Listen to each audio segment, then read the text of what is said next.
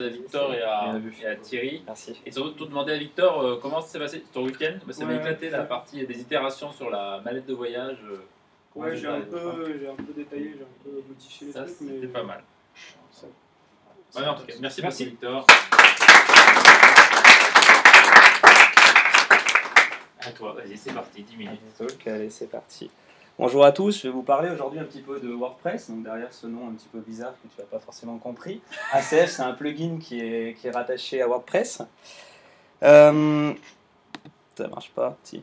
Je m'appelle Maxime, je suis développeur chez Smoothie Creative, c'est une agence web qu'on a créée l'année dernière, avec notamment Thierry et Baptiste qui sont là.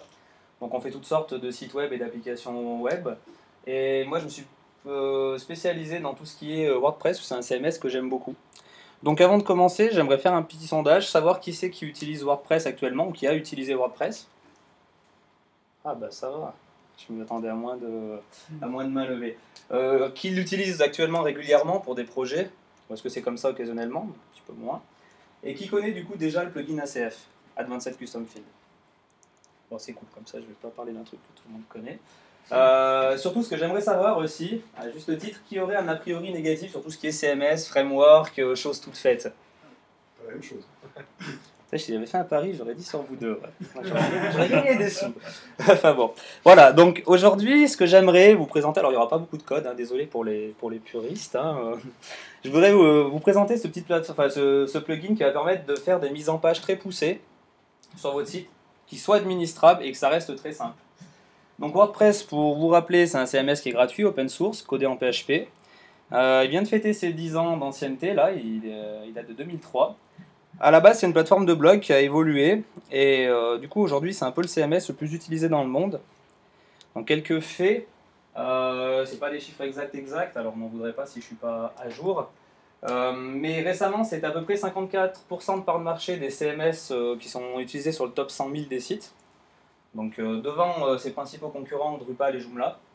Et quand on prend le web global des 100 000 meilleurs sites, on va retrouver 17%. Donc c'est la plus grosse proportion. Après on a Drupal, Joomla en plus petite proportion. Et la plus grosse proportion qui reste, c'est soit des CMS fait maison, soit des sites statiques, etc. etc.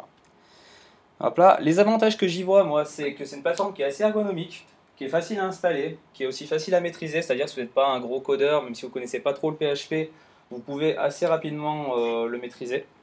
L'interface d'administration, elle est simple, elle est efficace, ça reste mon avis personnel.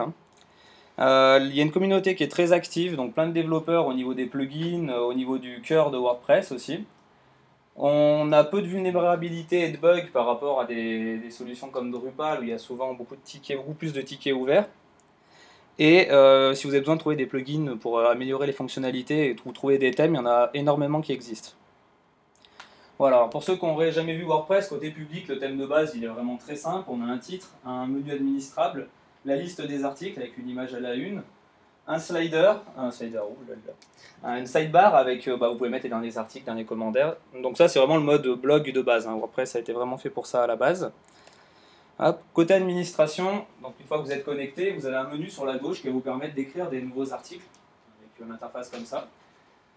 Des pages, gérer votre menu ou gérer le thème dans l'apparence, télécharger des extensions, gérer des utilisateurs, donc des autres rédacteurs, des administrateurs, etc. Ça reste assez basique par rapport à Joomla, mais c'est assez efficace. Et quelques menus supplémentaires, voilà. Donc ça reste assez simple et facile à comprendre. Tac. Il y a plein de thèmes, donc ne serait-ce que pour citer juste ThemeForest, vous allez trouver des thèmes à 40 $ en moyenne. Donc des thèmes corporate, des thèmes pour faire des blogs, magazines, etc. Donc si vous n'avez pas envie de perdre du temps et que vous voulez mettre en place un site très rapidement pour publier du contenu, si vous n'avez pas les compétences pour faire du code, de l'intégration, etc., c'est une très très bonne alternative. Donc ça, je vous conseille. J'ai pris un thème au hasard parmi les plus récents, donc on va retrouver un petit logo, un menu administrable, un petit texte d'intro avec un texte secondaire, le slider, et 4 zones avec toujours un titre, une image et un petit texte avec un lien. Voilà, donc ça c'est le genre de thème qu'on peut trouver. Le problème c'est que dans WordPress, on n'a qu'une seule zone de contenu. Quand on va créer une page, on met un titre, on peut mettre une image à la une, plus dans la colonne de droite. Et vous avez l'éditeur visuel, le WYSIWYG, avec la mise en gras, la liste des liens, etc. Mais ça reste super limité.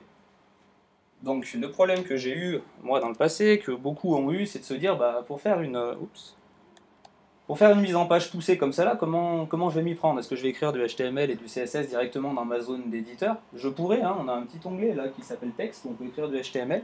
Je vois très mal mes clients écrire du HTML, donc c'était pas une bonne solution.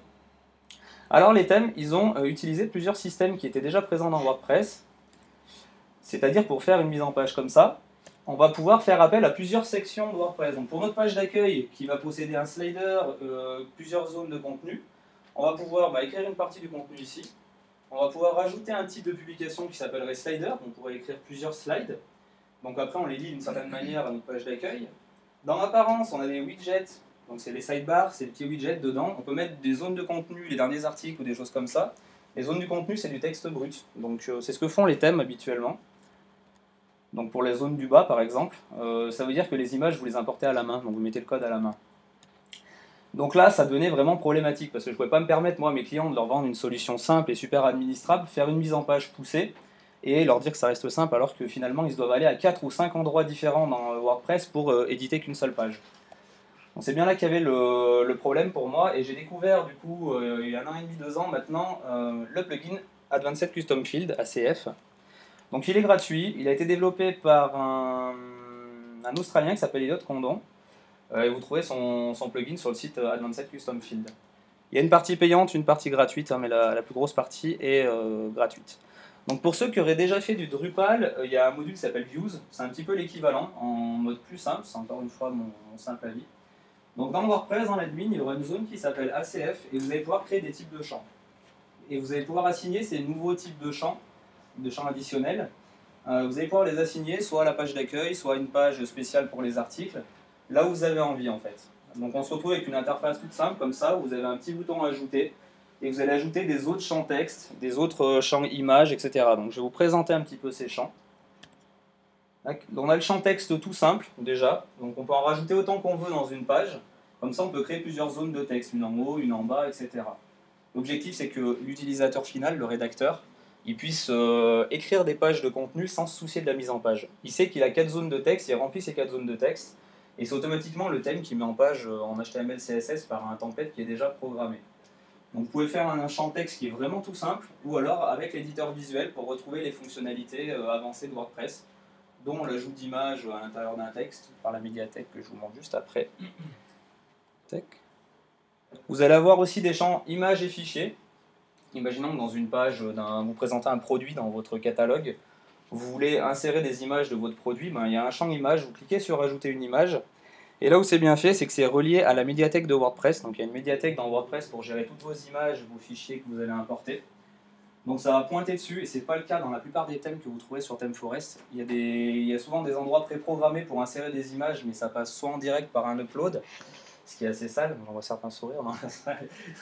On sent qu'ils ont tenté l'expérience. Soit, ouais, voilà, donc ça passe pas par WordPress. WordPress, il y a plein d'avantages, c'est-à-dire que ça va générer des tailles d'images prédéfinies à l'avance pour pouvoir les utiliser au bon format, au bon endroit. Donc sans ces systèmes-là, ça passe pas. Ça passe par des systèmes tout dégueulasses. Donc ça passe par la médiathèque, vous choisissez votre image, vous l'importez en faisant glisser directement dans la fenêtre. Et après, ça affiche dans votre template directement l'image. En add-on payant, vous avez, c'est une petite broutille, hein, vous payez une fois 25 $ et vous avez la licence à vie. Vous allez retrouver le champ de galerie, donc là vous allez pouvoir mettre plusieurs images et par un simple glisser-déposer, vous allez pouvoir choisir l'ordre des images. Bon, c'est un truc que WordPress a implémenté récemment dans une nouvelle version, mais ça reste dans le champ de texte principal. Donc c'est pas forcément super top. Il reste 2 minutes. 1 minute, ouais, même moins. Un autre exemple avec le champ répétable. Donc vous allez pouvoir faire un champ à répétition, vous allez pouvoir cliquer sur un petit bouton plus et ajouter autant d'infos que vous voulez. On l'a fait notamment pour Cité Libre à Grenoble, c'est de la location, enfin c'est pas de la location de voiture, c'est un petit peu d'autopartage, ouais. Voilà, c'est de l'autopartage pur et dur. Donc dans WordPress, en arrière-boutique, ils ont une page avec le plan et ils vont pouvoir rajouter des épingles à chaque fois en mettant le nom de la station, une petite description. Donc quand on clique dessus, c'est l'API Google Maps qui se lance avec la petite description. Vous allez pouvoir dire si c'est une station en cours de création, donc ça fera une icône verte, ou si c'est une station déjà existante, ça fera une icône bleue. Et comme ça, la personne qui administre le site a absolument aucune connaissance dans le web, donc il fallait lui fournir une interface qui soit claire et simple. Donc ça donne ça, donc dans un champ répétable, le bouton de plus, on ne le voit pas, il est en dessous. Mais à chaque fois, donc, elle clique sur plus, ça lui rajoute une ligne, elle met ces 2-3 petites informations, latitude, longitude, type de station. Et puis voilà, après moi je récupère ces informations via WordPress dans le template et je génère une Google Map avec l'API. Donc on peut faire vraiment tout et n'importe quoi une fois qu'on traite les informations. Tac. On a aussi un super truc que j'adore, c'est l'objet relation. Donc ça crée en fait un petit champ comme ça. Alors là c'est un champ de recherche et là c'est la liste de vos derniers articles. Donc vous pouvez même lui dire à ACF, je veux que vous listiez que les articles ou que les produits de mon catalogue ou que des choses comme ça. Comme ça la personne en fait, elle va choisir les articles qu'elle veut mettre en avant. Donc elle les coche, ça les met directement dans la colonne de droite. Et nous, après, dans le template, on récupère ça en quelques lignes de code. Ah oui, c'était bien, hein, c'était moi. Voilà, donc par exemple, ici, chez Module Habitat, ils affichent sur la page d'accueil leur sélection. WordPress, par défaut, est capable de vous afficher les 4 derniers posts, par ordre chronologique. Vous pouvez faire des petites requêtes pour faire des choses un peu plus poussées. Mais là, vous ne pouvez pas faire une sélection, alors que ici, très facilement, vous choisissez les 4 biens que vous allez présenter sur vos clients sur la page d'accueil. Donc ça, c'est un des objets qui est super cool avec ACF. Vous avez plein d'autres champs. Vous pouvez faire un champ couleur pour personnaliser le site, un champ date, mot de passe, select. Vous pouvez même faire des conditions, mot de passe, mail. Et il y a aussi une page d'options, donc s'il y en a qui sont intéressés pour en savoir plus, je vous en parlerai plus en détail tout à l'heure lors du barbecue. Hop là. Donc côté code, bon bah voilà, c'est les 2 seules lignes du slide. Hein. Ça reste très simple WordPress, la logique c'est des fonctions qui sont déjà là pour afficher le contenu, pour afficher le titre, le lien vers la page, la date, les catégories, donc c'est des fonctions toutes faites. Le mec qui a codé ça est resté dans la même logique. Donc pour afficher le contenu d'un champ, on fait simplement TheField et le nom du champ qu'on avait défini dans ACF. Et puis on a des choses un peu plus poussées pour faire un test, si l'objet existe avant d'afficher, s'il n'existe pas on ne va pas essayer d'afficher une image par exemple. Et voilà, bon, le plus complexe, ça reste le champ répéteur où il y a une dizaine de lignes de code, mais du coup, sa documentation est super bien faite. Donc du coup, vous allez retrouver dans sa doc tous les exemples que vous pourriez avoir besoin, donc il n'y a pas besoin de beaucoup réfléchir en fait, ça se met en place très très facilement. Le résultat sur mon blog perso, donc sur ma page CV, j'ai un premier bloc de texte ici, on a un deuxième là, un troisième et un quatrième. Donc comme ça, ils sont gérés indépendamment, la mise en page se fait toute seule. Et là, j'ai un champ répétable où je mets les technologies que je connais avec le nom et une image que j'importe dans ma médiathèque. Du coup, je rajoute mon contenu, je ne me fais pas souci de la mise en page, mes clients non plus. Et quand on arrive sur la page, ben, ça se met en page tout seul. Et on a un site qui est entièrement administrable sans avoir la peine que WordPress a eu récemment avec les thèmes et du coup qui a un petit peu, je trouve, nuit à sa popularité à cause de sa complexité. Donc résultat de cette page que je viens de vous montrer dans WordPress, vous avez donc tous les champs qui se situent à la suite de manière assez épurée, puis vous remplissez votre contenu, ici, ici, ici. Et puis voilà, après ça se fait tout seul. Voilà, donc en résumé, ACF, l'avantage c'est de pouvoir faire des mises en page qui sont poussées, sans avoir besoin de faire du code, sans être développeur. Vous pouvez composer une page facilement sans que le rédacteur ait besoin de penser à cette mise en page, il remplit juste le contenu. Et du coup, ça respecte la logique et l'ergonomie initiale de WordPress et sa simplicité. C'est pour ça que j'aimais cette plateforme à la base. Voilà, et ça c'est mon site perso avec des articles sur WordPress pour ceux qui seraient un petit peu intéressés à en savoir plus. Merci.